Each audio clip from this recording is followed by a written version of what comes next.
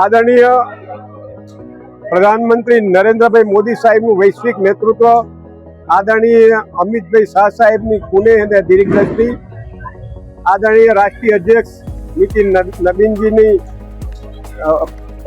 પ્રેરણા, માનનીય મુખ્યમંત્રી ભૂપેન્દ્રભાઈ પટેલ સાહેબ અને માનનીય પ્રદેશ અધ્યક્ષ આદરણીય જગદીશ વિશ્વકર્માજીના નેતૃત્વમાં આજે પેટલાદ નગરમાં ભારતીય જનતા પાર્ટીનો ભગવો લહેરાયો છે અને અત્યાર સુધીના ઇતિહાસમાં પેટલાદમાં 36માંથી 26 કમર ખીલ્યું છે.